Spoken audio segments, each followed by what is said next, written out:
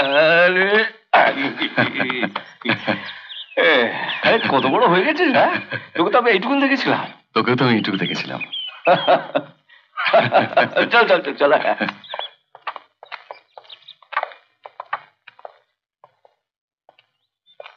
আয় আয় আয় আয় আয় আয়। মা আদিত্য এসছে।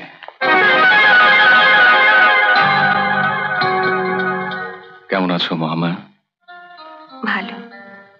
তুমি? না না, তোর কথা বল, আমি আসছি একটা কাছে। না, বস বস বস বস।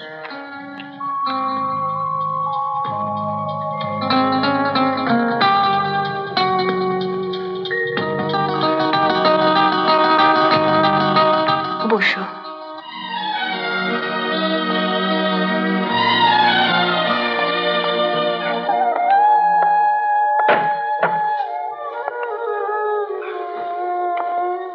কেমন আছো তা তো বললে না।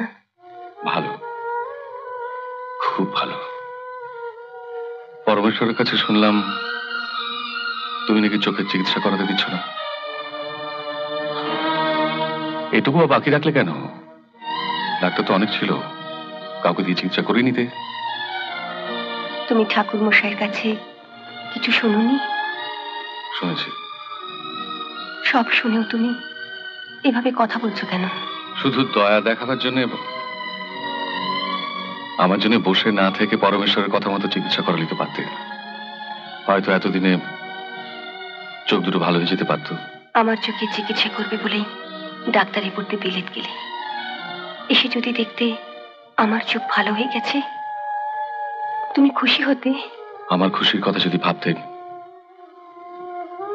তাহলে আজ কপালে এই এত বড় সিঁদুরের টিপ পরে এই জমিদার বাড়িতে বসে থাকতে না, মন্দিরের চাতালি আমার জন্য অপেক্ষা করতে।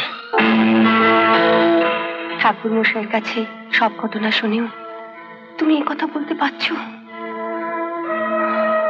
আমি তো মন্দিরের চাতালে বসে তোমার শুভকামনায় ঠাকুরের কাছে গান গাইছিলাম।